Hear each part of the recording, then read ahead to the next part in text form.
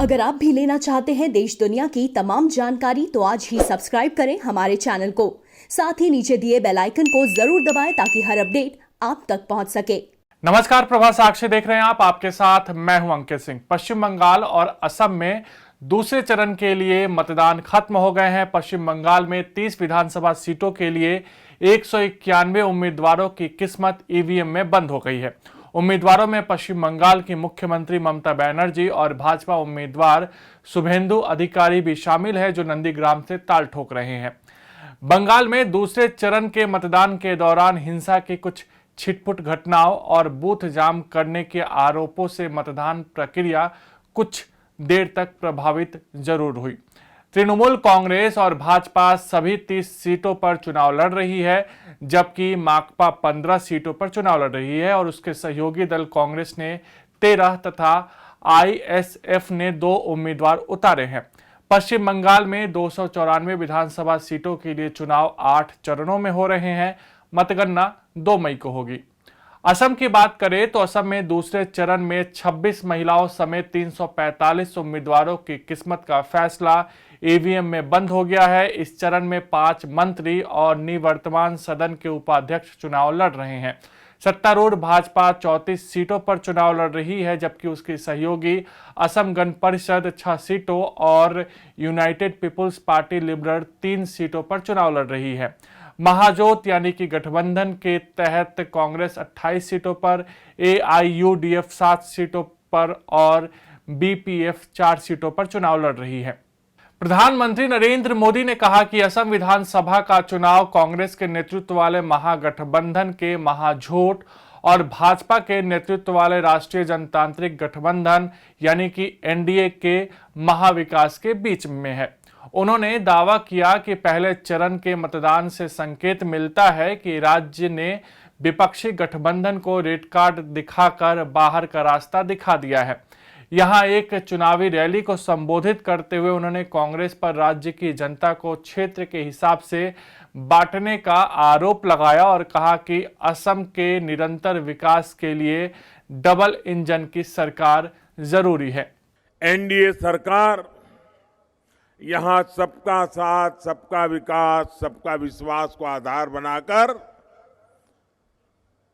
इसी मंत्र को लेकर के आप लोगों के कल्याण के लिए, आप लोगों के सपने पूरे करने के लिए जी जान से जुटे हुए हैं। इसलिए पहले चरण की वोटिंग में असम के लोगों ने एनडीए को भरपूर आशीर्वाद दिया है। पहले चरण की वोटिंग ने असम ने डबल इंजन की सरकार की भव्य विजय पर मोहर लगा दी है। पूरा हिंदुस्तान इस बात को जानता है कि यहां के नौजवानों में फुटबॉल बहुत फेमस है। अगर मैं उन्हीं की भाषा में कहूं तो कांग्रेस और उसके महाजूट को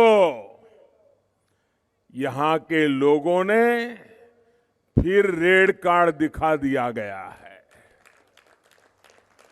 साथियों, असम के विकास के लिए असम के लोगों का विश्वास एनडीए पर है। असम में शांति और सुरक्षा के लिए असम के लोगों का विश्वास एनडीए पर है। केंद्रीय गृह मंत्री अमित शाह ने तमिलनाडु के मुख्यमंत्री के पलानीसामी की मां के खिलाफ डीएमके नेता ए राजा की कथित अशिष्ट टिप्पणी को लेकर पार्टी पर यह कहते हुए हमला बोला कि यह दिखाता है कि पार्टी महिलाओं का सम्मान नहीं करती है। एक चुनावी रैली को संबोधित करते हुए शाह ने डीएमके पर आरोप लगाया कि वह किसी भी तरह से बस आसानी से चुनाव जीतना चाहती है। शाह ने कहा कि हम सब लोग डीएमके और कांग्रेस पार्टी को अच्छे से जानते हैं। डीएमके और कांग्रेस का मतलब है गुंडागर्दी, भ्रष्टाचार, जमीन हड़पना और अपने बेटे बेटियों को आगे बढ़ाना, जनता की चिंता नहीं करना। यही डीएमके और कांग्रेस का रास्ता है। केंद्रीय गृह मंत्री ने डीएमके और कांग्रेस पर हमला जारी रखते हुए कहा कि भ्रष्टाचारी डीएमके और कांग्रेस पार्टी तमिलनाडु का विकास नहीं कर सकती है। इसके अलावा गृह मंत्री अमित शाह ने पुडुचेरी में एक रोड शो में हिस्सा लिया और भाजपा के उम्मीदवारों के लिए वोट मांगे। केंद्र शासित प्रदेश में विधानसभा के एक तरीके से 6 अप्रैल को मतदान होगा। उत्तर प्रदेश के मुख्यमंत्री योगी आदित्यनाथ ने केरल में कथित लव जिहाद के खिलाफ कानून नहीं लाए जाने पर राज्य के दोनों प्रतिद्वंदियों मोर्चों एलडीएफ और यूडीएफ पर निशाना साधा। उन्होंने केरल के अपने समकक्ष पी बिजयन पर भी हमला करते हुए आरोप लगाया कि उनका कार्यालय सोने की तस्करी में शामिल रहा है। योगी आदित्यनाथ ने कहा कि कांग्रेस नेतृत्व में तुष्टीकरण की राजनीति आजादी के बाद से ही प्रारंभ हो गई थी। यही कारण रहा है कि कांग्रेस देश की समस्याओं को सुलझाने के बजाय उलझाने का काम किया है। योगी आदित्यनाथ ने अदूर के रोड शो में कहा कि केरल की जनता ने बारी बारी से यूडीएफ और एलडीएफ को समर्थन दिया, लेकिन दोनों ने हमेशा केरल की जनता के साथ विश्वासघात किया है। विकास के नाम पर मुस्लिम लीग और कांग्रेस का गठबंधन केरल की सुरक्षा के साथ धोखा रहा है। एलडीएफ, पीएफआई, एसडीपीआई के साथ मिलकर केरल के एक विश्वासघात कर रहा है। कांग्रेस के राष्ट्रीय प्रवक्ता मनीष तिवारी ने गुवाहाटी में मीडिया को संबोधित करते हुए चुनाव आयोग से तामुलपुर निर्वाचन क्षेत्र से कांग्रेस के नेतृत्व वाले महाजोत उम्मीदवार और बोडोलैंड पीपल्स फ्रंट के नेता रंगजा मसुमतरी के अचानक गायब होने की जांच करने को कहा। उन्होंने यह भी आरोप लगाया कि मसुमतरी के गायब होने के लिए भाजपा जिम्मेदार है। हमारे जो सहयोगी दल हैं उनके एक प्रत्याशी को ही डरा धमका के इन्होंने गायब कर दिया। कभी इस तरह की अनैतिकता चुनाव में नहीं होती थी कि आप किसी पार्टी से कोई व्यक्ति चुनाव लड़ रहा है, उसको आप डरा के, धमका के, आतंकित करके, उस पार्टी को एनआईए की धमकी देके आप गलत तरीके से चुनाव जीतना चाहते हैं। ये एक फासिस्ट प्रवृत्ति है और ये भारतीय जनता पार्टी की तासीर है। ये लोकतंत्र में विश्वास नहीं रखते, लोकतांत्रिक प्रक्रिया में विश्वास नहीं रखते। नहीं तो कभी ऐसा नहीं हुआ है कि किसी विरोधी महाजोत के प्रत्याशी को भरे चुनाव में आप इस तरह से गायब करने की कोशिश करें। This is absolutely the worst spectator of fascism which is on display in the Assam courts. तो इसलिए मैं कहना चाहता हूं कि इस चीज से असम के लोगों को बचने की जरूरत है और जिस तरह से ये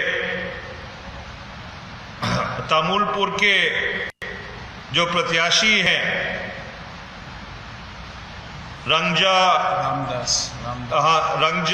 खुंजूर वासुमतारी जी, जिस तरह से इनको गायब किया है, ये भारतीय जनता पार्टी का उत्तरदायित्व बनता है, सरकार का उत्तरदायित्व बनता है कि ये बताएं असम के लोगों को ये है कहां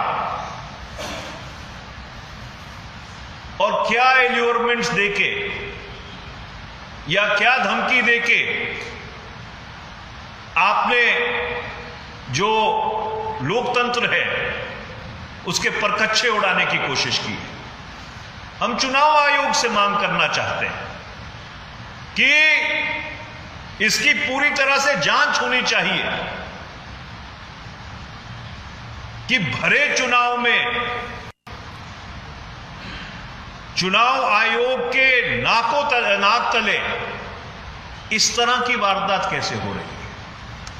क्या चुनाव आयोग अपनी आंखों के ऊपर पट्टी बांध के बैठा है?